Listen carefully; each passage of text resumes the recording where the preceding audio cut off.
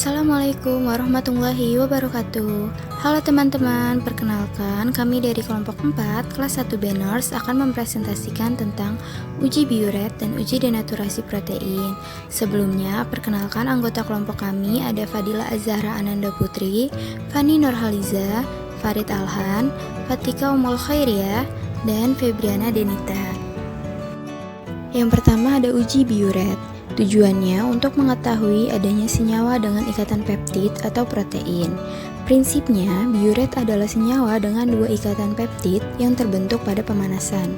Reaksi biuret adalah reaksi terhadap adanya paling sedikit dua ikatan peptid.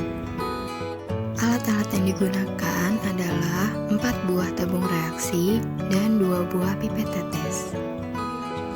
Larutan yang digunakan adalah larutan NaOH 10% dan larutan CuSO4 2%. Bahan uji berturut-turut dari sebelah kiri ke kanan ada albumin, pepton, gelatin, dan aquades. Cara kerja yang pertama, siapkan bahan uji yaitu albumin, gelatin, pepton, dan aquades. Yang kedua, masukkan bahan uji tersebut ke dalam tabung reaksi 1 ml larutan sampel. Yang ketiga, tambahkan 1 ml larutan NaOH 10%, kemudian kocok sampai homogeni. Yang keempat, tambahkan 1 tetes larutan CuSO4, kemudian campur dengan baik. Dan yang terakhir, perhatikan perubahan warna yang terjadi pada larutan tersebut. Hasil pengamatan yang pertama, ada bahan uji albumin 2%, perubahan warna menjadi violet, hasil pengamatan positif. Yang kedua, bahan uji pepton 2%, perubahan warna menjadi biru, hasil pengamatan negatif. Yang ketiga, bahan uji gelatin 2%, perubahan warna menjadi violet, hasil pengamatan positif. Dan yang terakhir ada bahan uji aquades, perubahan warna bening, hasil pengamatan negatif. Pembahasan. Prinsip dari reagen ini menggunakan prinsip reaksi antara reagen dengan senyawa H2SO4 pada suasana basah, sehingga menghasilkan larutan ungu kebiruan dan ungu atau violet.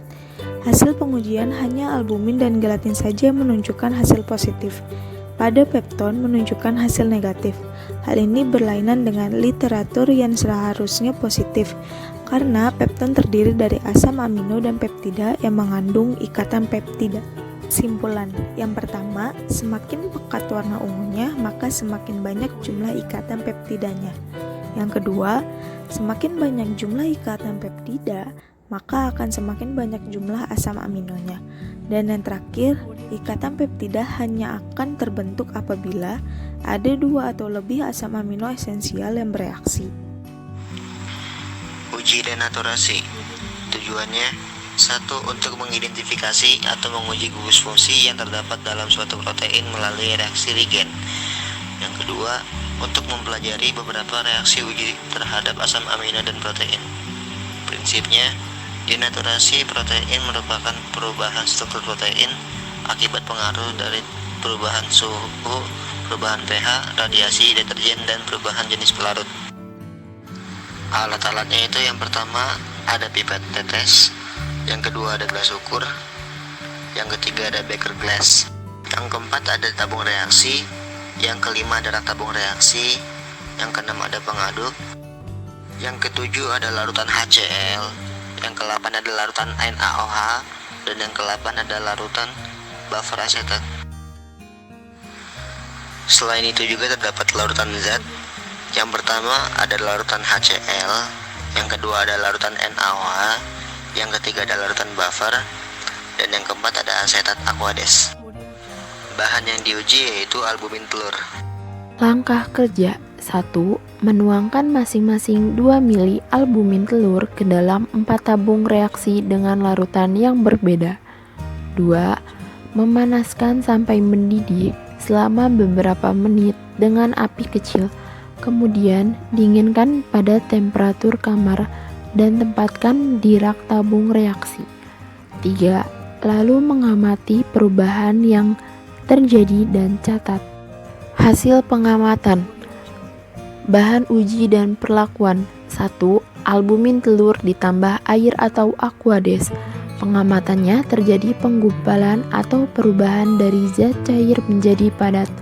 2. Albumin telur ditambah larutan buffer asetat pH 4,7 atau 1 mol. Pengamatannya keruh, endapan putih. 3. Albumin telur ditambah larutan HCl atau 0,1 mol. Pengamatannya larutan warna putih keruh. 4. Albumin telur ditambah larutan NaOH atau 0,1 mol. Pengamatannya larutan warna bening. Pembahasan. Pada proses denaturasi terjadi perubahan sifat-sifat dari protein. Protein yang dipanaskan pada suhu minimal 60 derajat Celcius dan dengan penambahan asam atau basa akan menyebabkan protein tersebut terdenaturasi, di mana susunan 3 dimensi khas dari rantai polipeptida terganggu, dan molekul ini terbuka menjadi struktur acak yang kita lihat seperti berbentuk tali, namun tidak menyebabkan kerusakan pada struktur kovalennya. Metode uji denaturasi. 1. Denaturasi karena pemanasan digunakan untuk mengacaukan ikatan hidrogen dan interaksi hidrofobik nonpolar. Hal ini terjadi karena suhu tinggi dapat meningkatkan energi kinetik dan menyebabkan molekul penyusun protein bergerak atau bergetar secara cepat sehingga mengacaukan ikatan molekul. Uji denaturasi protein oleh pemanasan. Sampel larutan albumin 2%. Lama pemanasan 10-15 menit. Hasilnya setelah larutan sampel atau albumin dimasukkan ke dalam tabung reaksi 2 ml dan setelah dipanaskan dan mendidih selama 10-15 menit, air dipanaskan di awal menjadi endapan putih yang akan terjadi perubahan kekeruhan berwarna kuning. Kesimpulan, larutan albumin 2% jika dimasukkan ke dalam tabung reaksi 2 ml selama 10-15 menit akan terjadi endapan yang semula berwarna putih dan akan berubah menjadi warna kuning. 2. Ada denaturasi karena asam kuat, yaitu protein akan mengalami kekeruhan terbesar pada saat mencapai pH isoelektris, yaitu pH protein memiliki muatan positif dan negatif yang sama. Saat itulah protein mengalami denaturasi yang ditandain oleh kekeruhan, meningkatkan, dan timbulnya gumpalan. Cara kerja uji denaturasi protein yang disebabkan oleh asam kuat. Yang terdapat sampel larutan albumin 2%, H2SO4-nya yaitu HCl pekat, H2SO4 pekat, HNO3. Hasilnya yaitu setelah diamati protein dengan asam kuat akan membentuk endapan presipitasi.